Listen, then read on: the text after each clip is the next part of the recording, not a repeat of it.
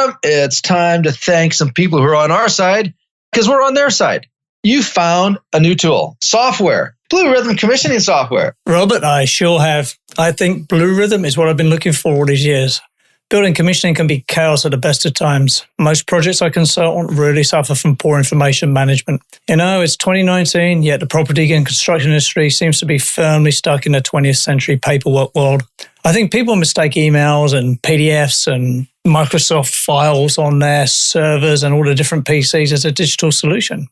In reality, it's just unorganized chaos. Do you want to streamline your commissioning process and save time and money? Do you want to go paperless and increase efficiency? Blue Rhythm is a cloud-based software solution built specifically for building commissioning professionals.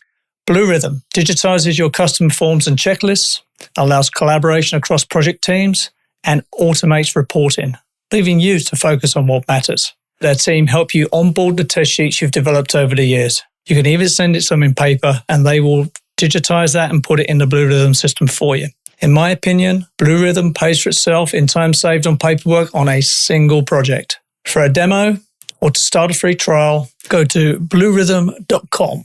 That's where rhythm is spelled R-I-T-H-M, like algorithm. bluerhythm.com. Tell them the Edifice Complex sent you there. In a world where high-performance, zero-defect buildings are hard to find, two men are on a mission to disrupt the status quo. Welcome to the Edifice Complex, the property design and development podcast. Let your hosts Adam Muggleton and Robert Bean keep you up with who is innovating and doing great work, perspective on the adjacent possible, and challenges to the status quo.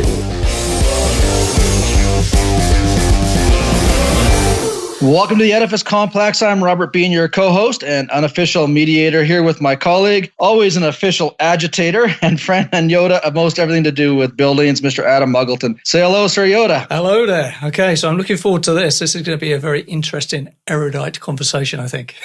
Yes, we are very fortunate today to have with us a principal research officer in NRC Construction, which is the National Research Council of Canada, our largest federal research and development organization. I say our because Adam and I are from Canada, as is our guest. Since 1992, our guest has led research into the effects of indoor environmental conditions, particularly lighting on health and behavior. She is known internationally for a model of lighting quality which has influenced recommendations and standards in North America and Europe. And furthermore, she's demonstrated that better quality lighting can both reduce energy use and improve organizational effectiveness if it's designed, and this is what I love, the best part about this, with individual needs in mind. Adam, you know how much I love that. Oh, yes. It's great to have you in the program. Welcome, Dr. Jennifer Veitch. How are you doing? Not too bad, thank you. Great. Did I get your pronunciation of your last name right? Perfect. Okay, great.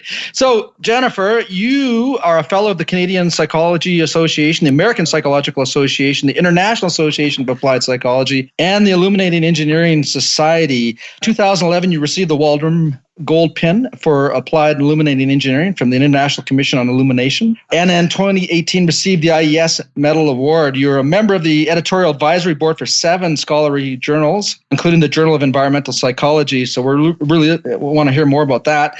And among other leadership positions in both lighting and psychology communities, you currently serve the CIE as Vice President Technical and also chair of the Canadian Mirror Committee, which is the ISO TC 27.4 Light and Lighting. So Adam and I love to have our high achievers share their stories. So Jennifer, what's yours? So I'm probably the only person who is even a member of all of the different associations that I belong to. So part of my story is that I have very niche interests and I kind of stumbled into them along the way.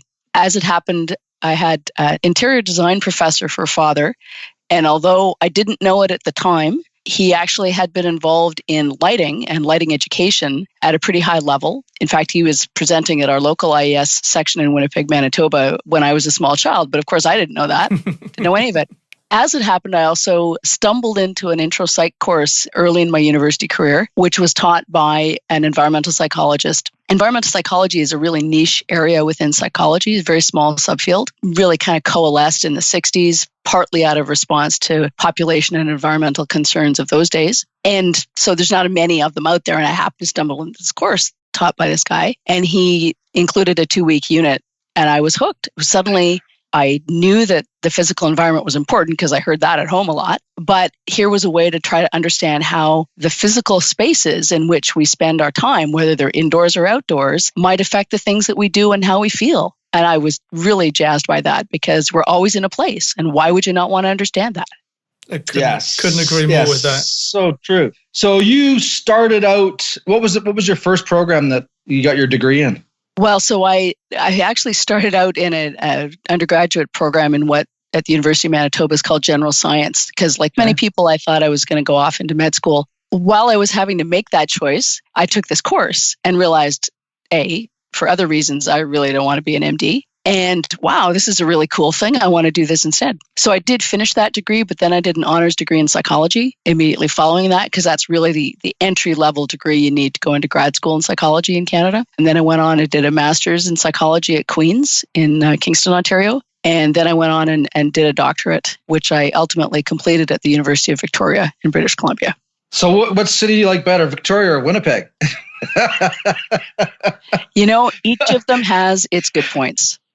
So I grew up. I spent a few years in Winnipeg, and my fondest memory was playing hockey at minus 30 below. Now we were just young kids, and I remember coming after the first period, and none of us, we were like 6, 7 years old. None of us wanted to cry at that moment because our feet were frozen, right? Because we all wanted to be tough. And then we got into the second period. You could see that every once in a while someone had a tear, but all the tears came out of all of us little boys when we started to take our skates off after the third period. Didn't matter how, we all wanted to be tough, but Winnipeg it beat us. It beat us all. Well, that's why they call it Winterpeg, right? They do. I have to say, I actually like Four Seasons. I spent part of my doctoral education in Southern California and actually left there for a lot of reasons, most of them financial. And one of the things I realized that I found weirdest was there's no winter there. Mm-hmm. I was wearing the same clothes in January as I was in August. And that just seemed totally unnatural to me. Yeah. So actually, given the choice, I'd probably choose Winnipeg over Victoria. Oh, I like that answer. You might be the first guest that's ever said that, I think. Well, it's interesting because when you talk to people about Winnipeg or Canada in general, and they talk about the climate conditions, say in Florida, for example. Well, Winnipeg has the same conditions, if not hotter, in the summer than Florida, except it has the other extreme in the wintertime, right? So we get the extremes of the North American part of the continent, but we also get the extremes in the south in Winnipeg. And I think it's one of the only places in the world that has such a wide diversity in climate. It does, and I've heard some comments from folks. I was at a presentation about the Canadian Museum of Human Rights in Winnipeg when it was a construction site, and the local engineer who led the team in Winnipeg was telling them the experience they had with the glass suppliers from Germany for the amazing, shape of the TP shape of the museum. And when they sent the spec over, they actually got a call back from the guys in Germany saying, there's got to be a typo on this thing. It can't possibly mean that it's minus 35 to plus 35. I said, it really is. Actually, that's a great segue in terms of people don't really understand exactly how hard it is to make a resilient building in Canada, right? If you're designing for a lifespan of a 25 to 50 year building, public building, and it's in Manitoba, that's got to take that swing of minus 40 plus 40, right? Really? That's right. Yeah. It does. It does. It has to be able to deliver it in an energy efficient way with appropriate amounts of fresh air and all those conditions. Yeah, that is not easy. So let's start there. So you work for it's NRC, but National Research Council of Canada, right? So it's a government body, I guess. It's a research institution. What are they researching? Are they specific to the built environment? Well, so NRC itself is the principal government R&D agency, and it has many parts. We have 14 research centers, facilities from on one coast to the other. My particular corner of it is the Construction Research Center, and within the Construction Research Center, we have, broadly speaking, 3 functions. One of which is R&D. Right. We're also responsible for the technical secretariat of the National Building Codes, so Codes Canada. Some of your readers may be familiar with. We don't write the code, but we manage the production of it.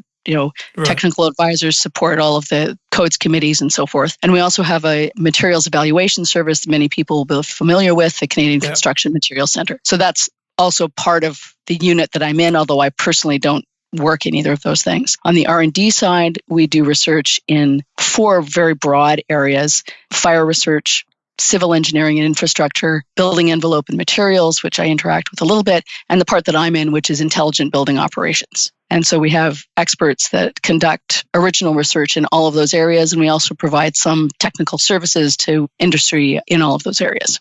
Some people would say that intelligent building operations is an oxymoron. Well, we have aspirational names for our units.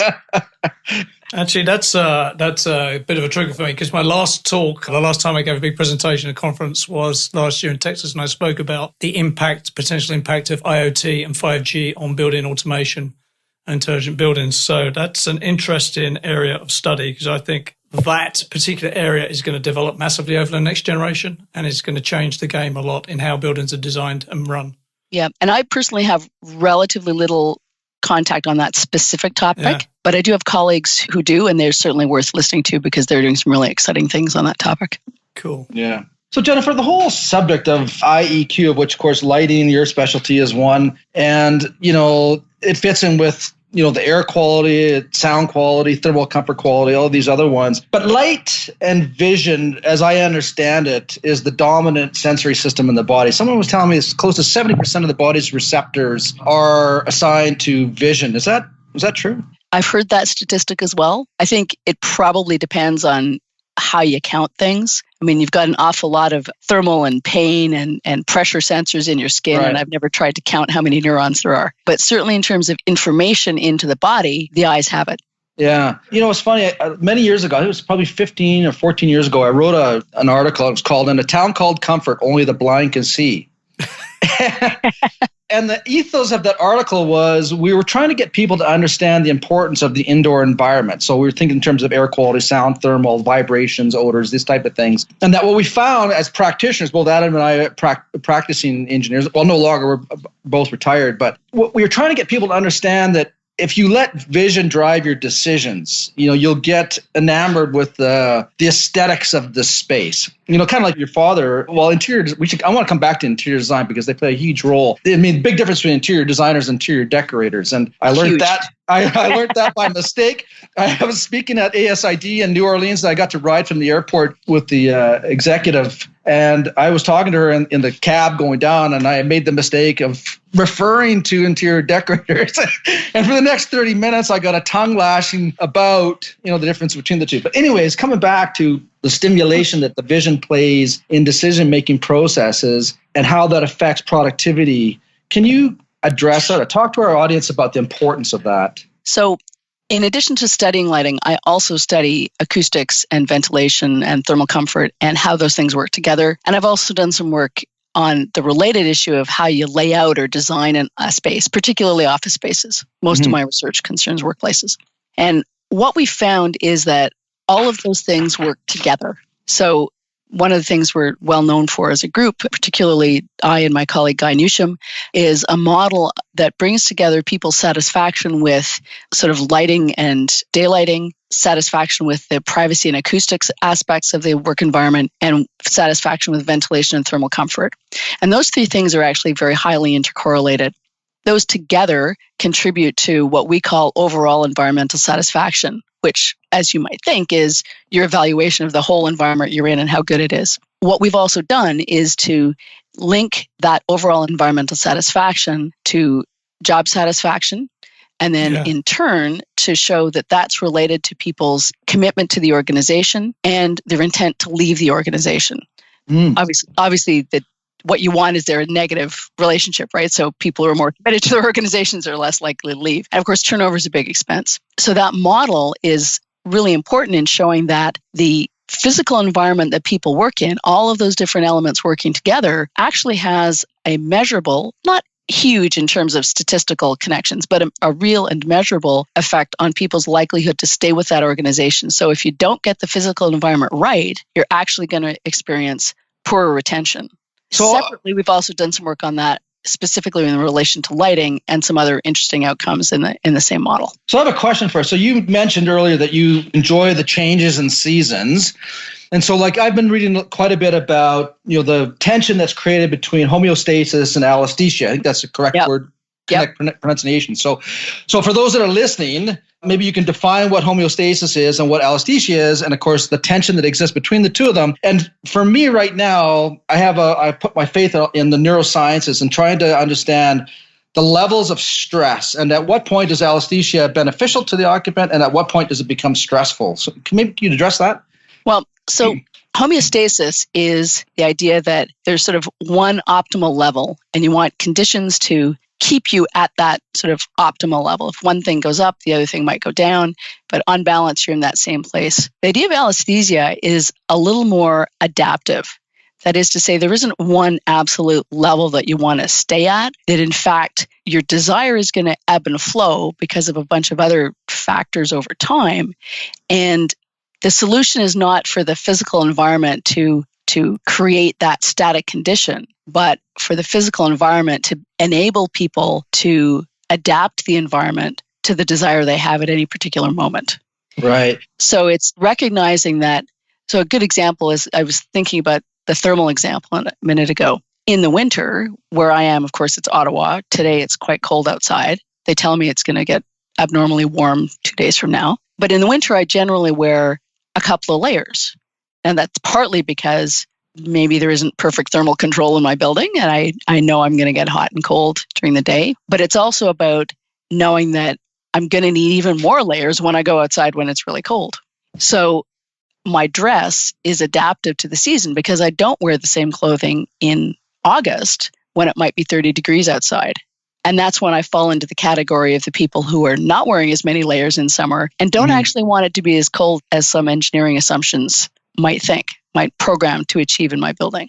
Yeah. I mean, one of the ways I try to understand in terms of allostesia is if you take a professional athlete, one of the common denominators of the professional athlete is they have an incredible sense of balance. And they develop that sense of balance by being out of balance. So they're actually training their body to, bounce back from being popped out of their sort of sense of equilibrium.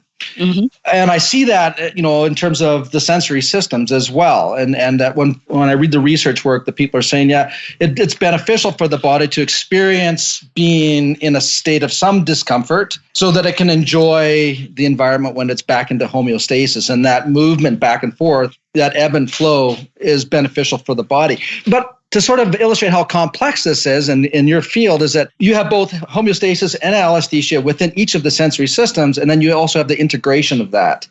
Yeah, but I think there's also, so there are some things that you probably want to have to adapt to. I agree with the idea that it's almost like a muscle where you need to be able to flex the muscle in order to keep it in good shape, right? And that's kind of the one way to think about the model of allostesia. There are some things that you really don't want to have to adapt to. So a good example of that would be, I don't want my workplace lighting to become so dark that I can't see, right? That's not safe, and it's not productive, and it's actually placing too much strain on the system during my working time or even at all.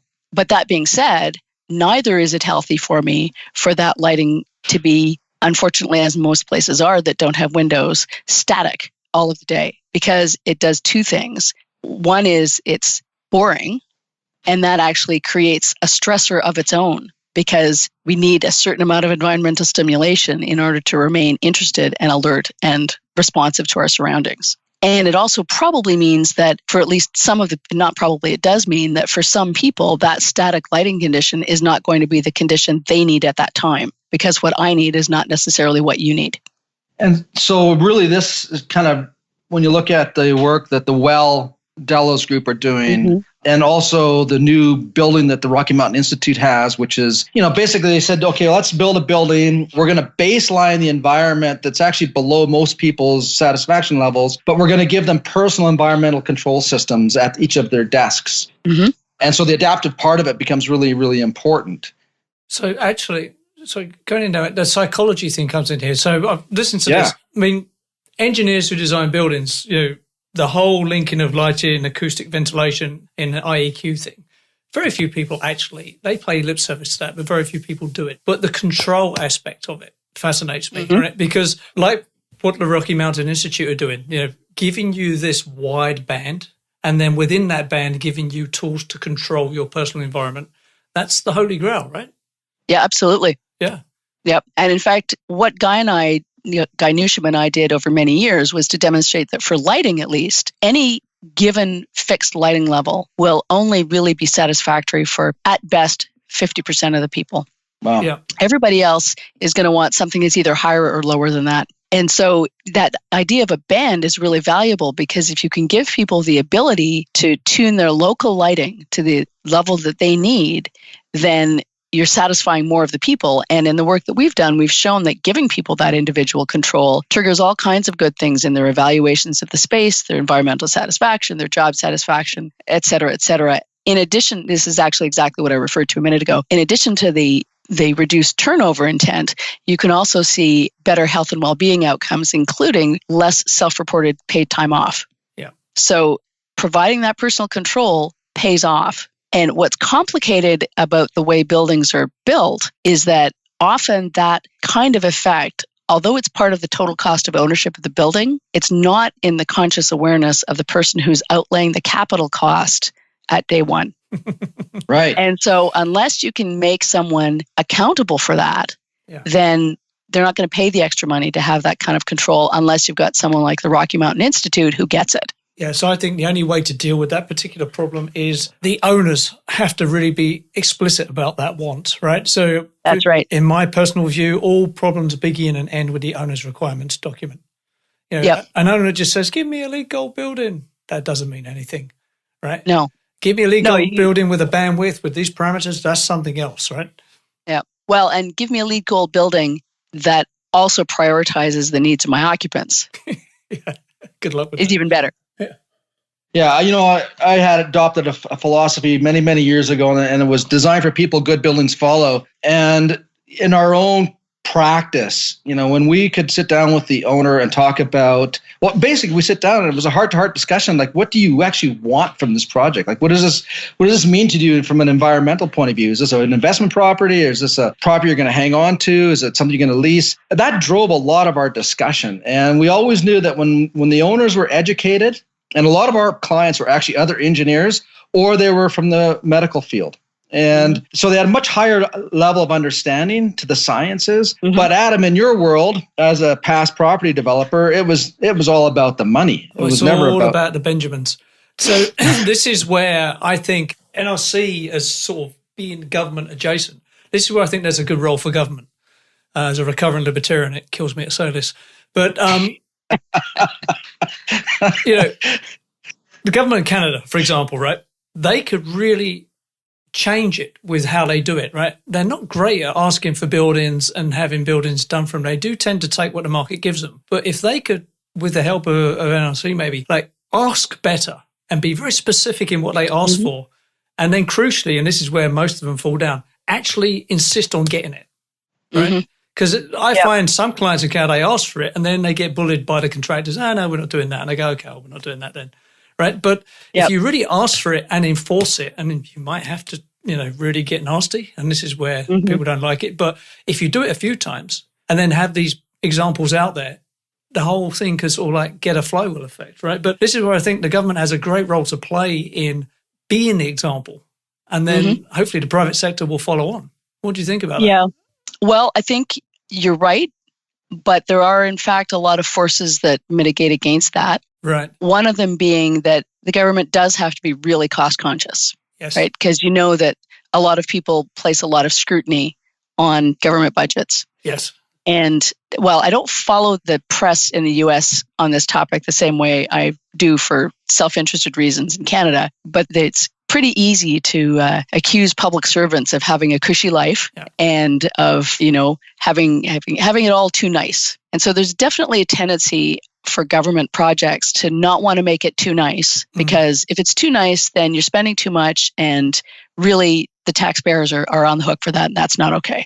Yeah. So people are very mindful of being good stewards of the public dollar. And because this whole total cost of ownership issue is really not very well understood by the public, let alone by people in the industry, it's hard to get the approval of everybody to take that route. But actually, the route that I would take that I think is a little more promising is not just for government, but is to really call out approaches like WELL, not because I love all of the provisions in WELL, but the approach generally of building certification. Similarly, I think the more we find people trying to adopt the LEED kind of approach, the more that will become second nature to people who are designing and building and operating buildings. So I think there's a real role for building certification approaches. I would love for government buildings to also adopt at least some of the elements of that. Whether or not they actually seek formal certification is another issue, but because I think that's the way to show people the value of those things. What about as sort of NRC, again, as a sort of powerful quasi-government institution, as Secretariat of Building Codes, is not the stealth way to deal with this? Do it via the code? So put things in the code and let the market solve the problem? Well, so that's a really interesting question. It's really important that people understand very clearly that NRC does not determine the content of the building code. Right. It's The Canadian Commission on Building, the Canadian Commission, there's a role for provinces, but I'll mention that in a minute. The Canadian Commission on Building and Fire Codes actually directs the process and makes the decisions about what's in the code. And members of the CCBFC are not NRC employees. In fact, I don't think we're even allowed to be members of the CCBFC. Right. And of course, any Canadian can make a suggestion for a code change request, and then it has to get evaluated through the committee process. And of course, there's even more people who are on the technical committees that support the Codes Commission. Then, of course, there is a role for the provinces and territories to adopt the model codes or not, and to implement local changes if they feel that there's some adaptations that are needed for their local conditions. So in some respects, you might think, well, why can't NRC influence the code? Well, that's because the system has made it so that we don't drive the codes. Right. Because we really want it to be a multi-stakeholder consultative process. I've been through a hearing trying to get codes changed. Yeah, for our listeners here, Adam just basically gave the symbol of putting a gun to your head. And it's an incredibly difficult thing to get the body to give you time, because they're busy and they have so many proposals. And it's not that they don't refuse it, they can't, but they have to listen to everybody. So to get in front of them is a task in and of itself, and then to get them to understand why you're asking for the change and get them to adopt it. If your idea is good, it's still going to take you. It operates under the same principles as ASHRAE. It takes you forever. But I understand it, but in the process, Jennifer, it has created. I always like to say codes are minimum, but in practice they become maximum. And that is definitely a problem with not our code, anybody's code. That's or right. any set of standards, right? That's right. They do all of those processes. I'm active, as you mentioned, in the ISO system and in the International Commission on Illumination, the CIE. I'm active also in the IES. And all of those systems necessarily, standards and recommendations are really conservative because you want to have strong evidence, and you do have to convince a whole lot of people before anything gets approved in your document. So it's rigorous, but there's a time penalty for that, right? Is what we're saying here. Exactly. Yeah.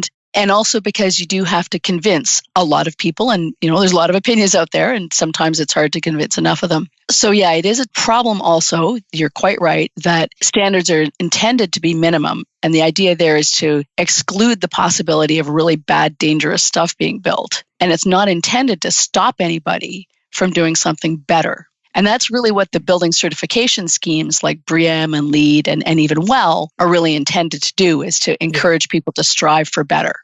Yeah. I think, there's a good example of government, and it's in the U.S., the GSA, which I think is the Government Service Agency, if I get that right. Yep, General Services Agency. Yeah. So they're the largest. Right. So they're from what I understand, the largest real estate holder in the United States, if I'm correct on that. Probably, I would expect so. So they, independently of codes, have done a lot of work, because as one of the largest real estate holders, they're also one of the largest employers in the country. Productivity is really important. And so they, as a government agency, have actually taken big steps on improving some of the buildings and have seen the result of that in terms of productivity and people wanting to stick around. And I don't know where Canada stands in terms of it being an employer and a real estate holder. Does it see the benefits of stepping outside and saying, we need to actually go above and beyond codes, as demonstrating to the construction industry what we should be doing? I would say that we're not as far along on that trajectory as the GSA is. I'm going to leave that there. Yeah, I see what you're doing there. Like that. Can I just a sidebar discussion, because I really want to know where we are at that, and I want to go back to this homeostasis and anesthesia for just a second, and neurosciences and understanding stress hormones. I think it's cortisol and epinephrine; those are the two of the major stress hormones. Yeah. Do we actually know what is a good amount of stress and what is a bad amount of stress yet? I mean, there's technologies out there, the EEGs or acute EEGs, that can study neuro responses now to the environment. Do we know, Jennifer, what's good and what's bad? Well, the long and the short answer is it's really complicated. Right. So even doing a good study on hormones is very difficult, because there are, of course, general daily patterns of hormones that happen. They rise and fall. There's huge individual differences. Cortisol in particular is complicated because it's strongly influenced by immediate events. So if you had a fight with a coworker, that could have nothing to do with your environment, right? You just had some kind of violent disagreement, or forceful disagreement, we'll say, and that would influence your hormone levels. So it's very hard to attribute momentary changes in any hormone level to specific environmental conditions. And because individual differences are so huge, we can't say, everybody should strive to achieve a cortisol level of X, because that's just kind of a meaningless number. So no, what we can understand is how patterns of conditions influence averages of people up or down, to give us that idea about, okay, what are the ranges we need to establish that are going to be good? And then I think from a practical perspective, we're much farther ahead in coming back to this idea of individual control and giving people the ability to adapt their local conditions to something that's going to work for them in that moment. Actually, I just want to zero in on that, because the psychology of it, a building manager once said to me, he said, I'm mayor of my own town and I'm a master of psyops. Yeah. And what he meant by that was, if someone phoned up and said, I'm too hot, he'd say, don't worry, I've changed the thermostat. Then he'd phone him back half an hour later and say, everything okay? She'd go, oh yeah, that's much better. And he hasn't done a thing, right? So the psychology of it is really interesting to me, because I get what you're saying. The hard measurements of cortisol and stress, that's really hard, right? But giving people some control over their environment, I think is where it's at. So again, seeing my children enter the workforce, right? My daughter went to an interview, and one office was this horrible 80s cubicle farm. It was like a puppy farm. And she ran out there. There was like an Emily-shaped hole in the wall. She could not get out there fast enough, right? It wouldn't have mattered what they paid her. She would not have gone into that office. So there is something to say about the psychology and the quality of the environment in terms of retention, attracting young, horrible, I say millennials, So it's not just about the money. I'm a child of the 80s. I'm a child of the Thatcher era, right? So it's all about the money for me. But for my children, it's not. It's about the money for sure, but it's also about the quality of the environment, what that job is like, the people there. All this factors in now that didn't seem to factor in before. So if you're designing buildings for a level of personal control, a level of personal comfort, a nice place to be, quite frankly, then as a staff retention tool, it doesn't get any better, surely. I think you're right. And that's where the interior design comes back in. Yeah. One of the most important things I learned as a child even about interior design was the idea of space programming, right? And understanding user needs first, and then making sure that your space is appropriately laid out and configured and accommodated for those needs. And that's partly about something that your average spec building, developed by someone who's not going to occupy it, can't do, because they don't know who's going to be in it. Correct. But really what you want is a building that is not just a shell, where in fact the layout of the space takes into account the specific needs of the work that people are going to be doing in it and provides for that, including such things as adjacencies. Am I close to the people I need to be close to, or do I have to walk, 200 extra yards to get to the person I most need to speak to? So taking that into account is also really important, while, and this is another thing that tends to get, a bit of short shrift, is paying attention to the aesthetics of the space. Another part of the 80s aesthetic of, gray panels with maybe one accent color. Salmon pink, obviously. Yeah, of course. Gotta be. Don't forget teal. Teal was very popular then too. And of course, what you really want in that particular setting is, your nice deep cell parabolic louvered luminaires, because you really want to control your glare that way. Not. One of the problems there is that the space really was not designed seriously to look attractive. In somebody's aesthetic mind, maybe it was, but it's hard to believe even anybody ever thought that was a good way to make a space look. A certain amount of variability is really important. So I understand, for example, the needs for organizations to have some kind of accommodation standard. It can't be anything goes. Budgets are not unlimited. Yeah. And also, if you're buying a lot of stuff, you've got to figure out a way to define what it is you can buy, right? There are economies of scale. However, providing more variability so that you can tailor what's provided to the exact needs of the specific work group is critical, because unless you can do that, you're not going to get all of those benefits, including making it a space that anybody wants to work in, of whatever generation they may be. The Edifice Complex will continue in just a moment. If you're enjoying this podcast, we need your help. We're not asking for money, just a minute of your time. Our goal is to make the Edifice Complex podcast as relevant, educational, and useful as possible. By having good ratings, we can reach the widest audience. Therefore, our request is two small things. If you haven't already, leave us a review and rating on iTunes. And subscribe to the Edifice Complex on YouTube, even if you normally only listen to the audio version. These two things will help us immensely. Also, if you would like Robert or Adam to speak, teach, or consult on your project or business, please email admin@edificecomplexpodcast.com. Thanks for your time, and now back to the show. I think to your point, though, this is why I think you're going to see the rise of biophilic design in terms of adding variability to that. But I've got to ask you this question, and the jury is out, everyone I speak to about this. So open office or closed office? So I fall more on the closed office side of this. Doesn't have to be a room with a door for every individual. Yeah. But it should be not very many individuals in a room. And for some folks whose job it is to concentrate much of the time, probably does mean a room with a door. Thank you. Because I in my office, I used to have an engineering design firm. And when I used to walk through that office, if I saw people with headphones on, I used to think to myself, they need an office, right? Yep. Yep. To my mind, if your design solution involves noise-canceling headphones, then your design has failed. Thank you. I couldn't agree. And this leads to prominence, what you were saying, Robert, of interior design, right? Not decorating, design.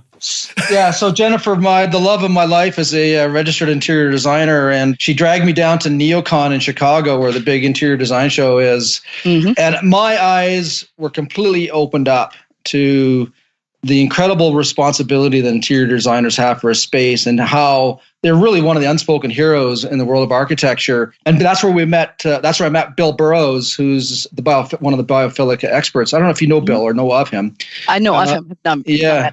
And I sat in one of his presentations, and I'm getting shivers up my spine, going back to his presentation, and just how incredibly stimulating the environments were that they were working on, in terms of stimulating the mind and being able to relax the body so that it could concentrate and do things that it needs to do. And it was a fascinating study. So I've been down now twice now, and I'm going down again next year, or this year coming up. And as a retired, and I had two licenses to practice. One was in construction engineering, the other was mechanical engineering. So this is a completely different new field to me, but I have a huge fascination with human physiology and psychology that relates to the indoor environment. And to be able to go down and listen to the interior designers talk about this, I'm going, why are they not involved in every project? Why are they not leading these projects? That's the scale that I put them on.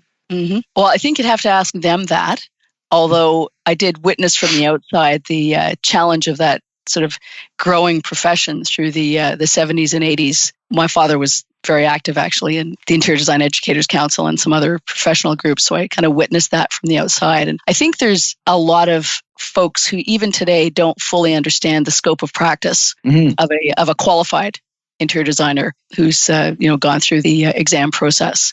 So I'm not qualified to go beyond that, but I do think misunderstanding and not a clear recognition of the value of what they bring to the project is where that comes from. And it relates to that same thing I mentioned earlier of people not understanding the total cost of ownership and how that the effects on the final occupants of the building really matter and are worth a little bit of upfront investment, because over the life of the project, it will actually mean more success for the organization that occupies that space. I think it's, to your point, Robert, it's trended in the right direction. Some of the bigger practices, certainly in Toronto, architectural practices now have interior design departments within them, right? So there's a recognition there. So my understanding, there's only 2 provinces that actually have registered interior designers. Yeah. Alberta is one of them, and I think Nova Scotia or New Brunswick was one of the other ones. Don't think that's quite true. There are other provinces, but they may call them other things. Yeah, I think Ontario has them. I've certainly seen a stamp Ontario on does. a drawing. Ontario has them. Yeah. Actually, the place you would want to look is Interior Designers of Canada, IDC,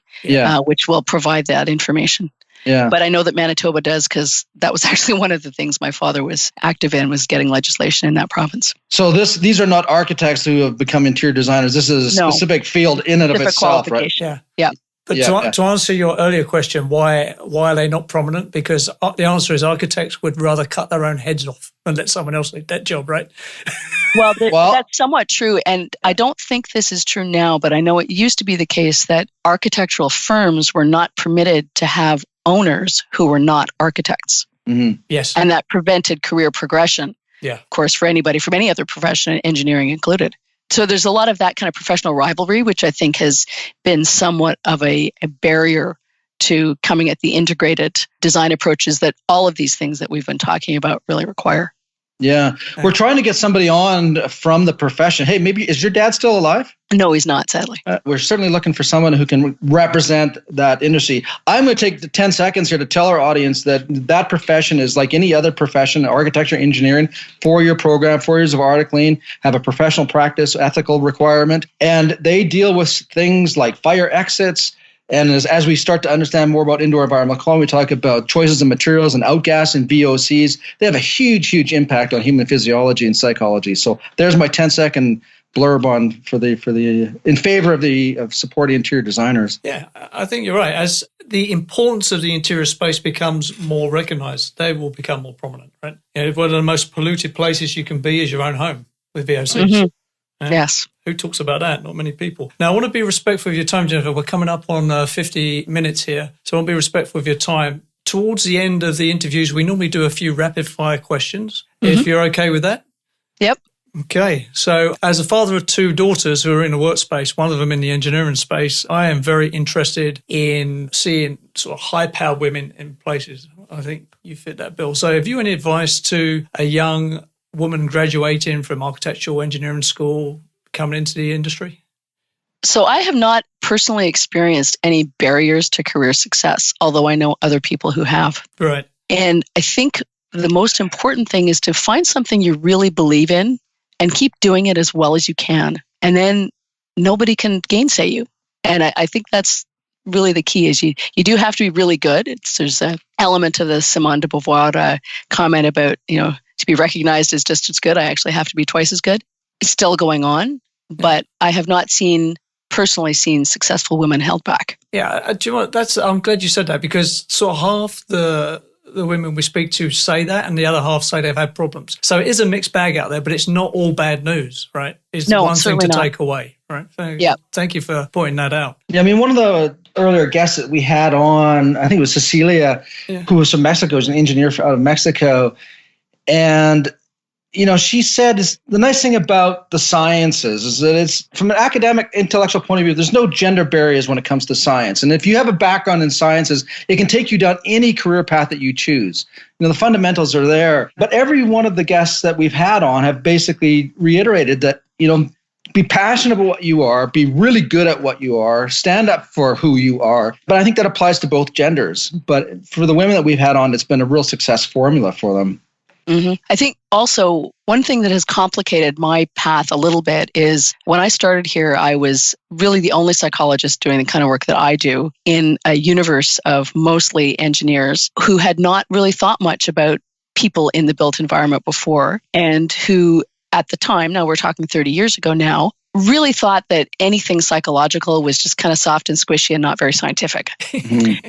And so what I had to do was to overcome a disciplinary barrier. Any psychologist would have had that problem. Yes. Not just a female psychologist. And so again, do what you do really well. Make sure that you're recognized in whatever your discipline is as being really good at it. and then don't let anyone say no. Excellent. Be undeniable, right? Yeah. That's good advice for anybody. Did you ever study the work that Dr. Fred Rolls did? I have read some of his work along the way. I'm not intimately familiar with it, but I am aware. He actually was, interestingly, so I'm a fellow, as you mentioned, of both APA and IES. He was the first person who was a fellow of both APA and ASHRAE. Oh, okay. So I feel a certain affinity for his work. Yeah, I've came across an interview he did during his transition from working at NASA to Kansas State University. It was when ASHRAE had sold their laboratory or moved I'm trying to remember, it was the Pierce Foundation or something like that. Anyways, they'd moved it to Kansas State, and he was asked to go work at that lab. And fascinating man, but he basically, he wrote a good article about the psychology of comfort, and he talked about, we have to recognize people as human beings that have a physiology, that have a psychology, and to treat them otherwise would be to treat them as a machine, which we're not. That was basically a paraphrase of his words, and that's always stuck with me. Mm-hmm. Yeah. So I'm sorry, I could talk to you forever, Jennifer, because I love your brain. The engineers coming out of school today, the fields of study are so diverse, and we need more people that are doing what you're doing. How do you motivate how do you entice or get that young mind looking at your particular niche, because it is a specialty, to come to your dark side of the world and join forces with you? How do you do that? How do we get more people into your practice? That's a good question that I don't fully have the answer to. And one of the things that's really surprised me is that in Canada, we don't have a specialty of architectural engineering. True. Right? Whereas we do in the States. Yeah. Mm-hmm. And Penn State. Penn State being one, there's a new program being developed now at Oregon State, Texas A&M. Yeah. So there's a few different places. And I have, acquaintances and colleagues at all of those various schools. Oh, actually, University of Nebraska at Omaha as well has one. And that strikes me as a good entry. Now, it doesn't necessarily bring psychologists in because they're training engineers, but there's some interesting overlap there. And the more we can get people to collaborate, sort of professors to collaborate across disciplinary boundaries, the better we will be. Because one of the things I've learned through working at NRC is psychology is great, and I identify as a psychologist, but it will only take you so far. You do have to understand the physics of buildings and the technical aspects of the building systems that you want to influence. And a psychology degree is not going to give you that. So the ability to understand whatever the appropriate part is, in my case, I need to understand light and physics, is really critical. And that's where a little more university level collaboration that brings people together would really be helpful in providing a means for professors to then turn around and excite their own students. Yeah, so that's a great point. The word excite students, excite students. That's where I think university and colleges fail a little bit. They don't necessarily excite them. It's basically a survival course. It's like going through buds for any, it's like trying to be a Navy SEAL. You go through Hell Week, but it lasts 4 years at university, right? In engineering. I don't think universities and colleges do a great job of getting people excited about what they're doing and the impact they're going to have on society and how big and awesome their career could be, right? There's got to be a way to jazz that up a bit. So I do think that co-op education is a good way to go with that. Yeah. We bring in more students. For a few years, we weren't bringing so many students into NRC. Now we have quite a lot of students coming every year. And that's a really important way to give people a sense of the different things that they can influence. Yeah. It's a challenge in a way because you have someone for only 4 months. It's hard to give them a sense of how big and important something can be because you can only see so much in 4 months. Yeah. But we have found that that's been one good route for people to get sufficiently excited to go off and do other related things in the future. A couple of comments here and then a question. And one of them, we're trying to get Dr. Stephanie Taylor on. I don't know if you know Dr. Taylor, but she was a medical doctor that went and got her master's degree in architecture. So right there, and this is sort of leading up to my question, that is that, you have the health sciences and then you have sort of the building sciences. And at one time, Canada had a conference that brought these two areas of study together. There hasn't been one in a number of years. So Dr. Veitch, when are we going to have another conference bringing these two areas together? A specifically Canadian one? Yeah. Well, that would be a really great idea. We actually had a small workshop on that sort of topic in 2008, which was really exciting and wonderful and produced a proceedings volume that was available online. I think it still is through the NRC website. for a variety of reasons, the initiative that we tried to push, which was to build together the building sciences and the health sciences, didn't really take off at that time. So I think it's time for another one. I agree. But whether I'm the one that's going to do that, I'm not making any predictions. Well, I'll volunteer to be a cheerleader.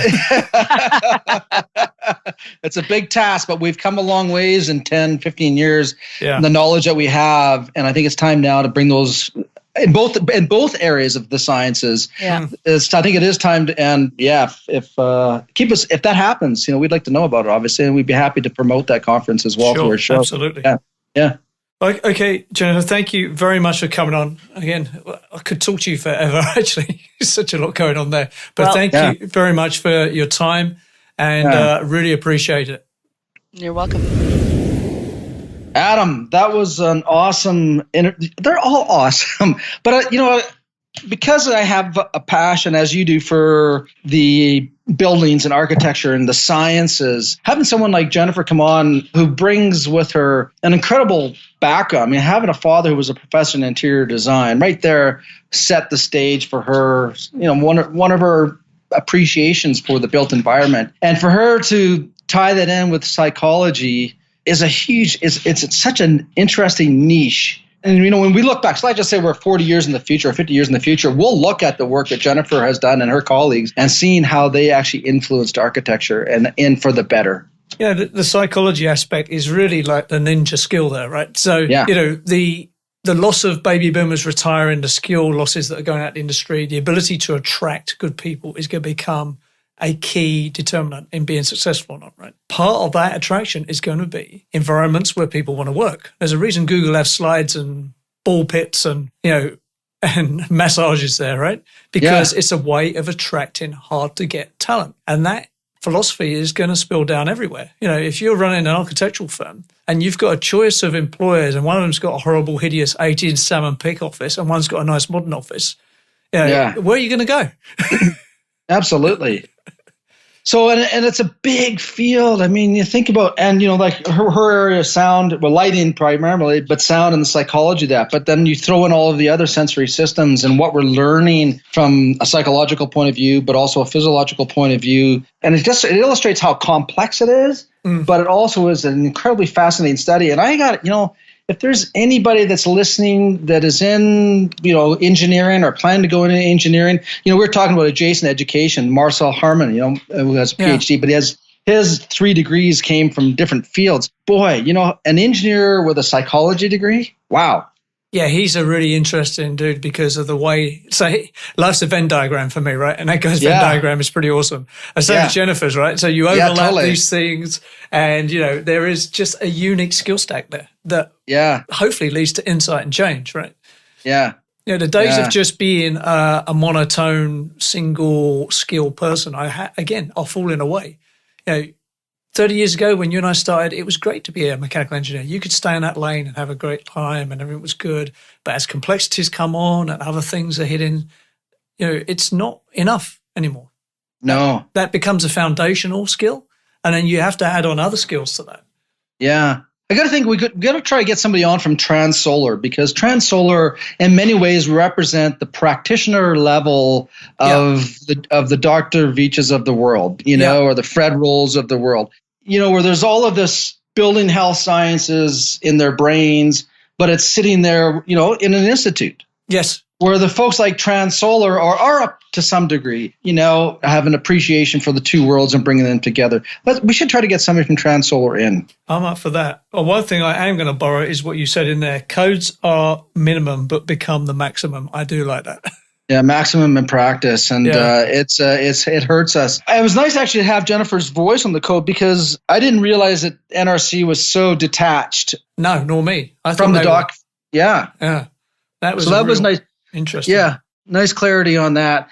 And I definitely appreciate what it takes to try to get something changed in the code because having gone through that experience and sitting in front of that committee, standing up to present a proposal for change, it's an intimidating experience and it can be frustrating because as we believed that we had something there that was useful for the codes, They rejected it the first go around, but subsequently adopted it in part 6. And then through just continuing working, we got it into part 9. So now the document sits in both 6 and 9. But that took, oh my God, probably 12, 16 years.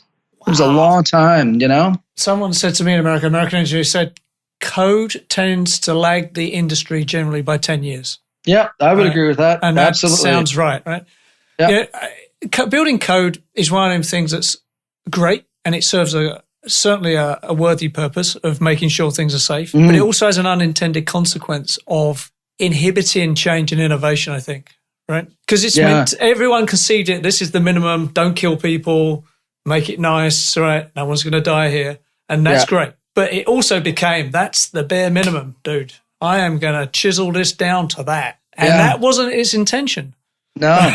Right? So, and so it brings up the question, you know, why people, and I'm gonna stereotype somebody or people here, and it's not deliberately, it's just to give them an example that why really well-educated, wealthy individuals, I'm not saying the two go hand in hand, but someone who is building a house or home, a retirement home, for example, who has an education, who has the money, will hand over a blank check to somebody to build a house, and it could be several millions of dollars. And the environmental systems, the lighting systems, the HVAC systems in some of these buildings could easily represent $300,000, $400,000, $500,000.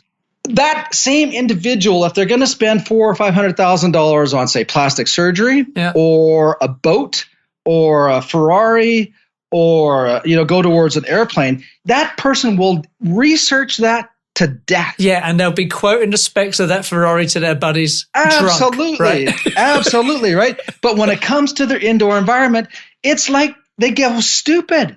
You know, it's like they don't want to see it. They don't want to hear it. They don't want to talk about it. They're going to give it up to the builder who never actually lives in the building ever. He just builds it and then walks away from it. And he leaves behind this indoor environment with this educated person who had the money and the knowledge to research and get something that was good for him. And yet they don't do it. It's the most bizarre thing. Here's why. Because the Ferrari is a signal of status.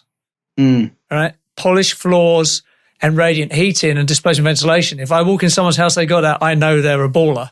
But that's a small group who know that's a baller thing, right? Yeah.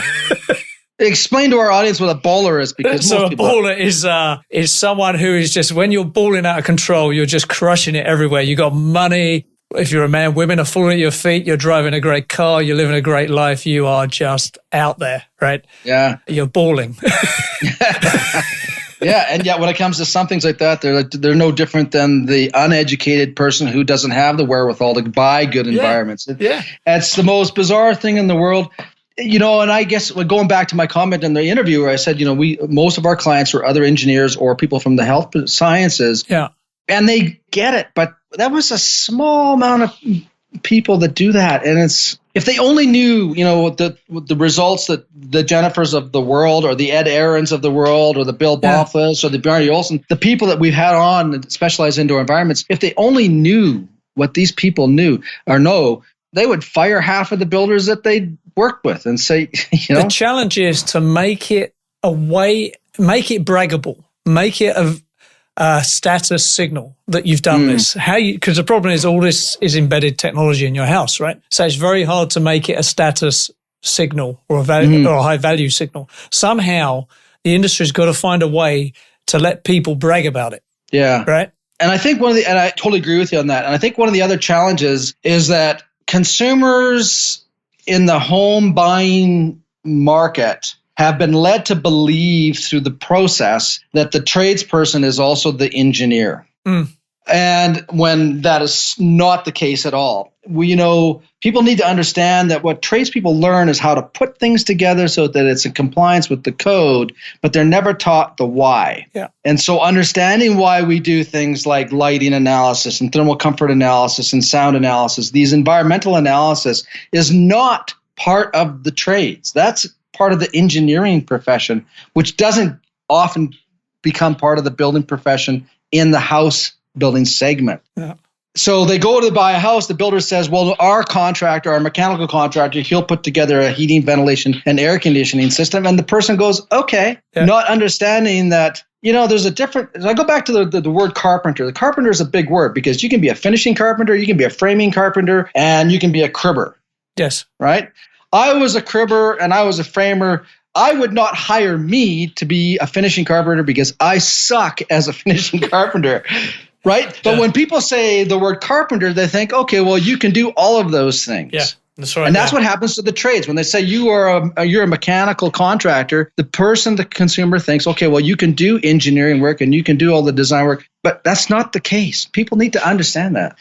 So this is basically a problem for the Don Drapers of the world, right? The Madison Avenue, the advertising industry somehow need to work, or our industry needs to work with them to somehow make it a virtue or a signal of high status that you've done these things, that you have an efficient building. This is the genius of LEED, if you like, right? I'm just using LEED as one of 600 certifications out there, right? Jerry, thank you for that stat, by the way. Yeah. I spit that out all the time. People go, what? But LEED gives you the ability to boast about this hidden feature, right? I have a LEED Platinum building. People don't know what that means, but they know Platinum sounds great, and obviously not many people have it. So therefore, it's a high status thing, right? Right. And that's its genius. That is its real genius. Again, it's my love-hate relationship. The genius is it makes property developers aspire to be better and go above code, right? I just have issues with how it's implemented, but the genius of it is that. Yeah. And for that, it's worth it, I guess, right? Yeah. And I think where well fits into the LEED family, I guess it is, is that it elevates that importance of that indoor environmental segment. Yes. Because LEED was so much about, it had a component of air quality and thermal comfort. They made reference to ASHRAE 62.1 and 55. But in many cases, the certification was just a matter of the engineers filling out check boxes. Yep. There was never actually any analysis done, or not to the extent that the standards encourage you to do. As someone told me once, I heard this at a USGBC presentation, like the 2009 version of LEED was about setting intentions. And then the new version 4, which is harder and less taken up consequently, is about actually following through on them intentions. Ergo, a lot of people are going, you know what? I think I'm out. Because accountability hurts sometimes, right? Yeah.